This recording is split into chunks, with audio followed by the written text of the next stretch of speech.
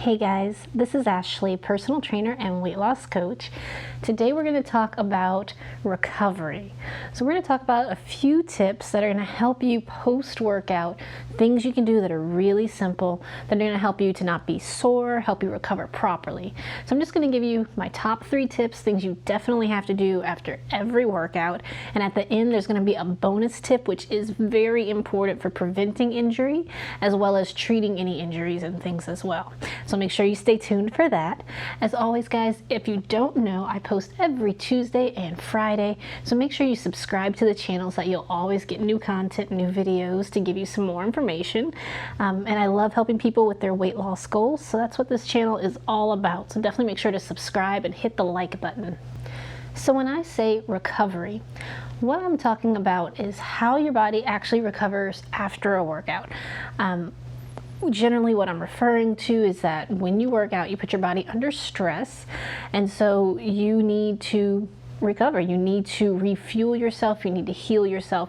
Your muscles, when you do things like strength training, exercises that are challenging to them, they actually tear. That is the process of building strength, of building muscle.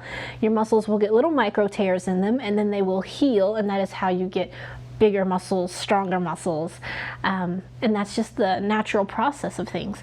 Even if you're just doing cardio, your body is putting out so much energy, you're sweating, you're losing water, you're burning calories, your body is just doing this big burn, this big expense of energy, and just like materials, you know, water and different things, and you need to replenish yourself so that you're not running on E. You definitely don't want to be working out regularly and then not recovering. If you don't put some effort into recovery, you will end up injured. So don't do that.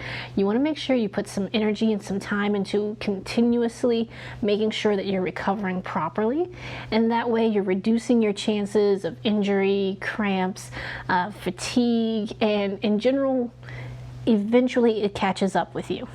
You can get away with not doing these 3 tips for a week, 2 weeks, maybe a month. For some people, they can't do one workout without doing these tips. Otherwise, you will feel it. You'll be sore, you'll be miserable, you'll be achy, you'll be tired, and you'll be trying to figure out, why am I so tired? I'm trying to make all these healthy changes. Shouldn't I feel better? You may not be doing the right things to help your body recover. So let's look at my top 3 tips, plus stay for that bonus tip that's going to help you with your recovery post-workout. Tip number 1, you need to make sure you eat after your workout. So not everyone can eat before a workout. I have a lot of people ask me about that, like should I eat before or after? For some people, they need to eat before a workout, otherwise they don't have the energy to do it and they get dizzy and lightheaded. For other people, if they eat something then they feel too heavy, they might get nauseous.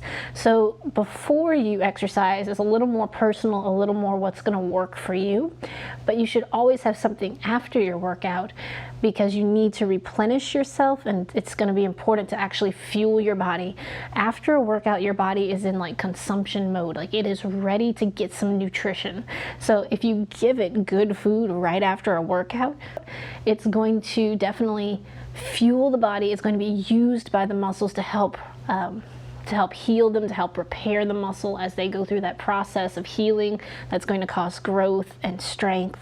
So you want to make sure that you're eating after your workout. I would recommend definitely getting some protein in post-workout. It doesn't have to be anything crazy. Sometimes people are like, oh yeah, should I have like a grilled chicken breast and a protein shake and an egg? It's like you don't need to overwhelm yourself with protein post-workout. And it depends on your goals. Like if you're trying to have like bodybuilder type muscles, then yeah, you may need to. But for the average person who's doing like a weight loss regimen, you don't need to like kill yourself on the protein. But definitely, you know, maybe have a protein shake or protein bar post-workout. So you finish up. I like to have a little protein shake after my workouts if I can, especially if it's a weight training day. It just makes me satisfied because I get so hungry during my workouts. So it keeps me from going nuts, because if I don't eat right after my workout and then like I get in the car to come home, I'm more tempted to like stop at the store and get something or go through a drive-through or something crazy, because you start thinking crazy things when you're hungry. So I try to have a little snack bar or something with me, just something to help calm me down, like I'm not gonna starve to death, and then I can make good healthy decisions for, okay, like let's go get some lunch, like a proper lunch, let's go have dinner, we're gonna have a proper dinner, and keeps me sane. However, I would say you don't have to have like a protein shake, a protein bar. You could just have lunch or dinner, so if you're working out like on your lunch break and then you're gonna go eat, perfectly fine, just go have your normal lunch and that's great.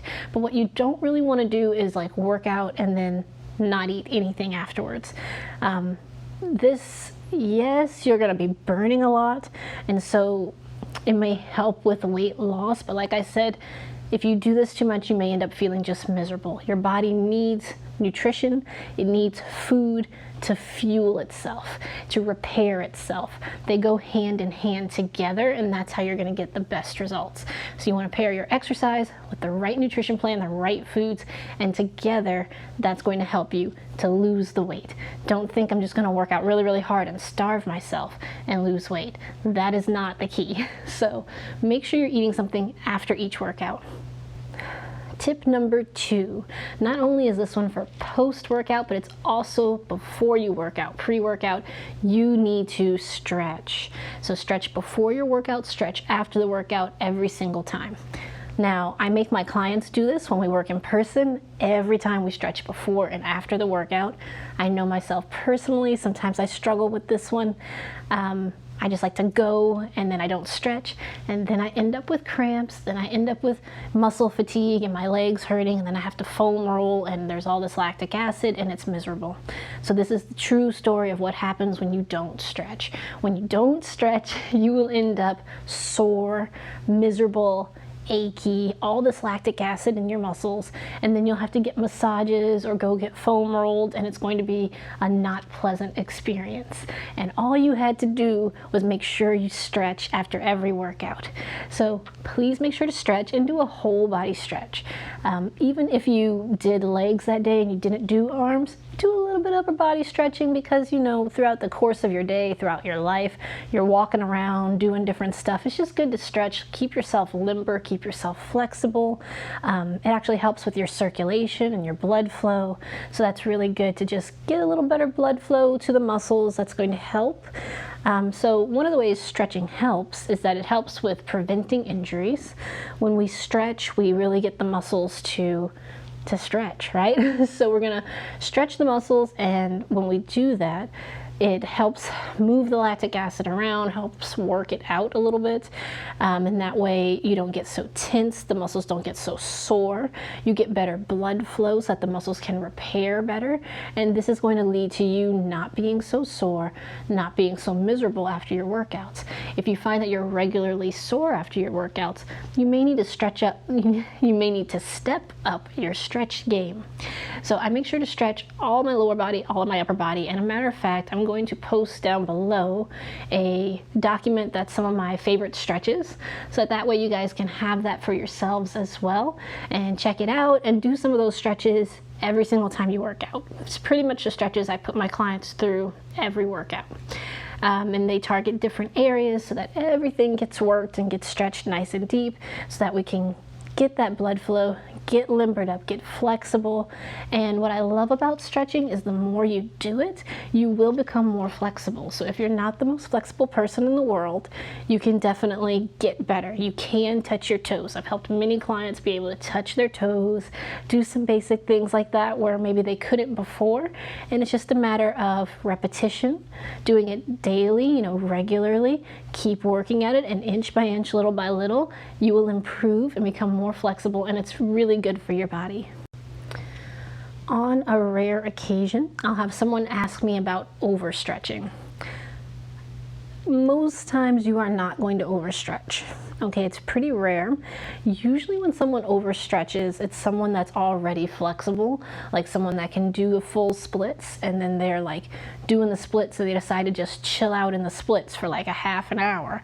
And then yeah, you can make yourself more prone to injury by overstretching. If you're doing something like that, you're too loose, and then you try to do something, you end up pulling something in your leg or arms or whatever. So you don't want to overstretch, but most of you at home don't have to worry about overstretching. Most of you are not going to, do the splits and keep it for an hour, or, reach down and touch your toes for 30 minutes or something. Most of you are going to do it for, 30 seconds at best and move on. That's not going to be overstretching. So you can definitely stretch every day, stretch regularly, stretch multiple times throughout the day, and it's only going to make you feel better, and you're not going to be overstretched. So I wouldn't worry about that too much, especially if you're not doing anything like sports, like where it's explosive movements, So if you were like a soccer player and like you stretched the heck out of your legs for an hour and you foam rolled and then you went to play soccer, yeah, you might, accidentally, pull a little something while you're kicking or something like that. But most of you are not playing a sport. You're just working out at the gym. And so you probably don't have to worry about that. Make sure to stretch. It's only going to help you. The third tip I have, people don't always believe me on this one, but hydrate. You need to be drinking water after your workouts every time, every single time. You sweat, you lose water, you need to replenish that water. So even if your goal was to drink a gallon of water today, and you drank your gallon and then you went to the gym and worked out, you still need to drink more water after that workout. So make sure you're drinking water throughout the day regardless. Basically, how this helps you with recovery is by drinking more water. It actually really helps with the blood flow, so it helps your circulation. Circulation, if you haven't noticed, is really important for recovery because your muscles are crying out for nutrients, crying out for help after a workout. And if we can get that blood circulating better, they are going to get more oxygen, they're going to get more of what they need to them.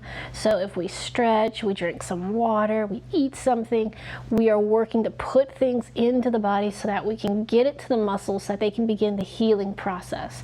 And the better we are at doing that, the less sore, miserable, and injured we will be.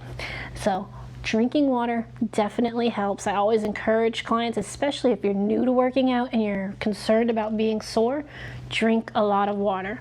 Not just right after the workout, but I would say for the next 2 days, just be drinking a lot of water consistently, and it actually really, really does make a difference in your recovery program.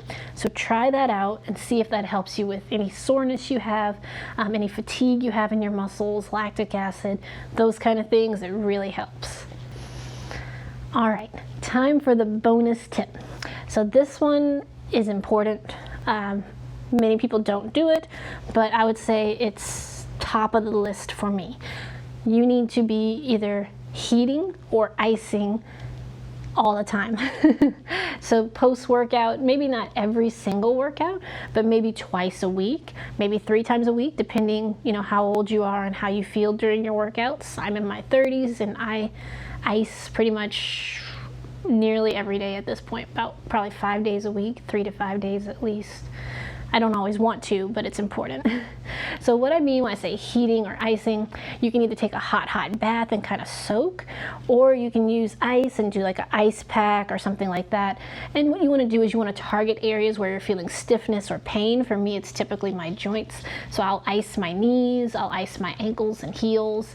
Sometimes I'll do a foot soak, like a nice hot foot soak with some Epsom salt, and put my feet in that to kind of let them heal. I do a lot of running. I used to do some martial arts, and those kind of tore up my knees and my ankles and heels, and part of that is my own fault for not recovering properly. So now I have to do these things. So if you have pain in your joints and things, don't just buy a knee brace and keep going. Treat these things. Soak in a hot bath, soak in a jacuzzi. If it's winter time or not yet summer wherever you are, if the pool is kind of cold, go jump in the pool, and I'll use that as an ice bath, in the fall. Sometimes in the winter, but I just won't stay in for long, and I'll kind of jump between ice cold pool and jacuzzi and go between the two.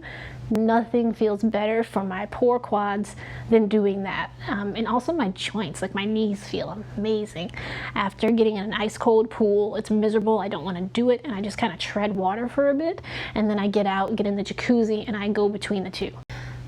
The reason why we want to either use heat or use ice is that, well, heat actually helps the muscles to expand, which gives you a lot of relief if they're really tight or cramping up. That can really help them to relax, loosen up, get rid of some of that lactic acid. Ice, on the other hand, tends to compress the muscle. However, this can really be good for healing, for prevention of injuries. So they have two different uses, but I kind of like to do both and mix it up, and you'll kind of find what works best for you, especially if it's like you're having muscle pain or joint pain. You'll kind of get a feel for what's working for you. I just do it a little bit as I go, and that tends to keep me from getting injured, hurting myself, or having any pain, soreness, discomfort. So definitely try it out. Again, some of my top favorite ways to either ice or heat.